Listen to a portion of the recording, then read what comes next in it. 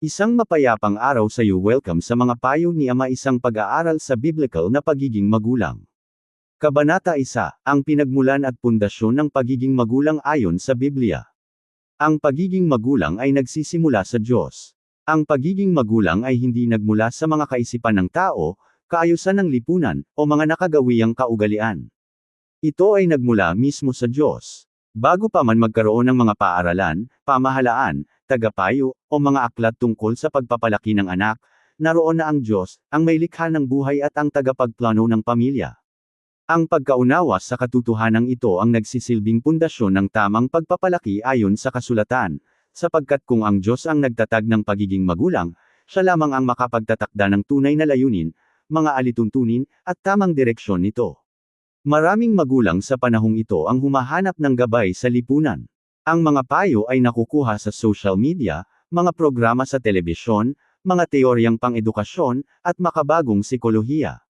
Bagamat may ilang kapaki-pakinabang na aral na makukuha rito, ang salita ng Diyos ang nananatiling pinakamataas na pamantayan at gabay para sa mga magulang.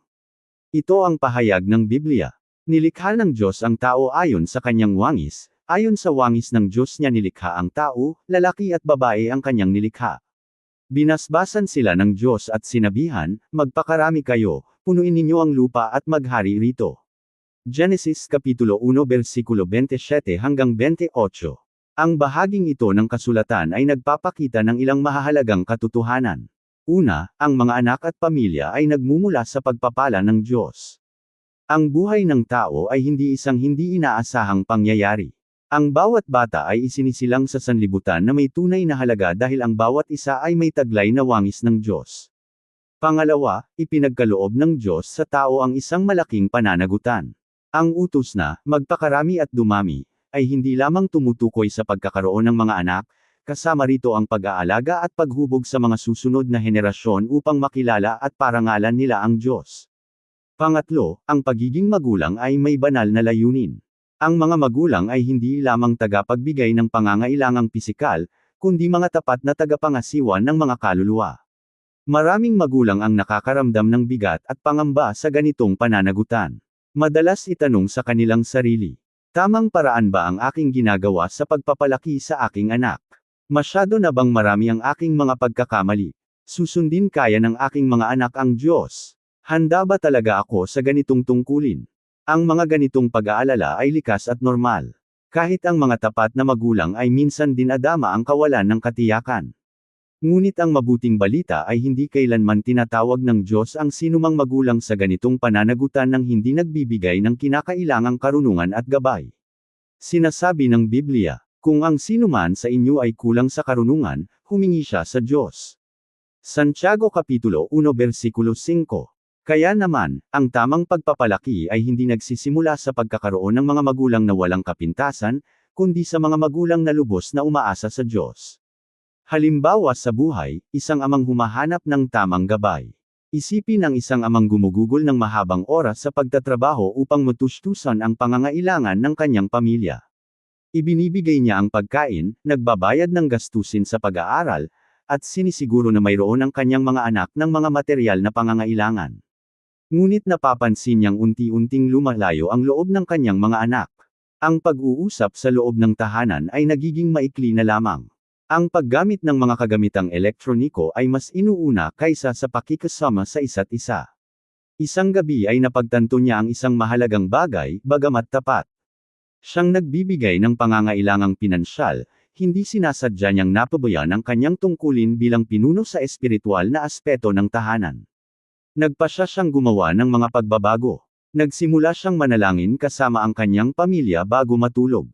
Sinimulan niyang talakayin ang mga talata ng Biblia habang sila ay kumakain. Sa halip na tanungin lamang ang kanilang mga marka sa paaralan, itinanong niya ang mga ganitong katanungan. Ano ang itinuro sa iyo ng Diyos ngayong araw? Sa anong mga bagay tayo makapagpapasalamat sa Diyos ngayon? Ang mga pagbabagong ito ay tila maliliit lamang, ngunit sa paglipas ng panahon ay unti-unti nitong binago ang kapaligiran at ugnayan sa loob ng kanilang tahanan. Ang aral ay malinaw, ang pagiging magulang ay nagsisimula sa pagkilala sa papel ng Diyos sa buong pamilya. Ang mga magulang ay hindi lamang tagapagbigay ng pangangailangan, sila ay mga pastol na gumagabay sa espiritual na buhay ng kanilang mga anak. Ang pamilya bilang unang samahang itinatag ng Diyos. Bago pa man itatag ang mga pamahalaan o mga bansa, itinatag na ng Diyos ang pamilya. Ito ang pahayag ng kasulatan.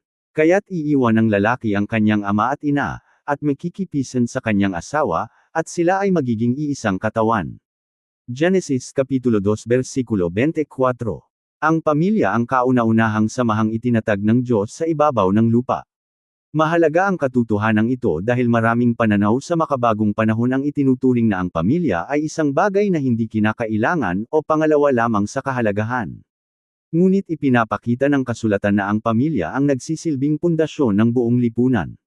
Dinisenyo ng Diyos ang pamilya upang maging lugar kung saan mararanasan ng mga anak ang pagmamahal, kapanatagan at katiwasayan, tamang pagtuturo, tamang pagwawasto, paghubog ng pananampalataya, pagkilala sa sariling pagkakakilanlan. Ang maayos at matatag na pamilya ay lumilikha ng kapaligiran kung saan natututunan ng mga bata ang pinakamahalagang aral sa buhay.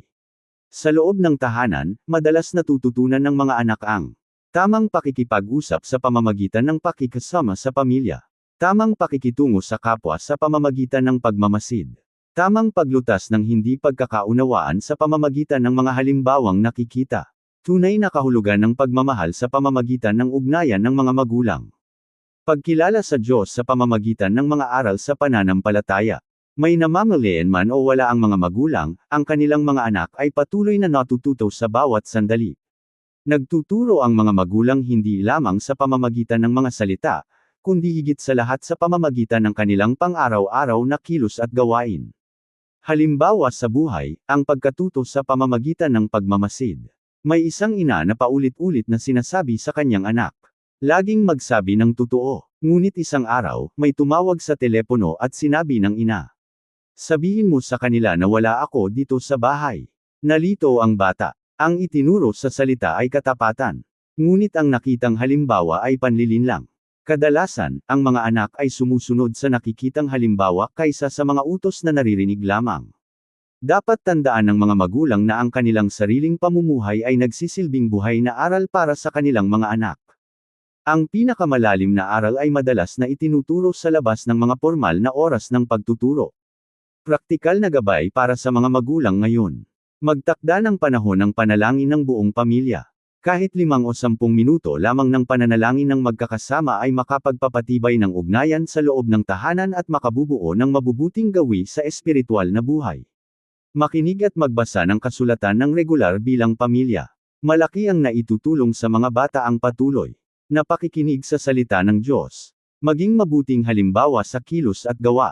Ipakita ang pagpapatawad, kabutihang loob, pagtitiyaga, at pagpapakumbaba sa pang-araw-araw na pakikitungo. Maglaan ng tiyak na panahon para sa isa't isa. Para sa mga bata, ang pagmamahal ay madalas nasusukat sa panahong inilalaan para sa kanila. Laging umasa sa Diyos araw-araw. Walang sinumang magulang ang may ganap na karunungan, ngunit ang Diyos ay laging handang magbigay ng tamang gabay. Mahalagang aral. Hindi nilikha ng Diyos ang mga magulang upang pamahalaan lamang ang mga gawain sa loob ng tahanan. Nilikha niya ang mga magulang upang hubugin ang kalooban ng kanilang mga anak at gabayan ang mga susunod na henerasyon tungo sa Kanya. Maraming salamat sa pakikinig. Ako si Pastor Jeff Flores ang nagsasabing sa Diyos ang lahat ng papuri.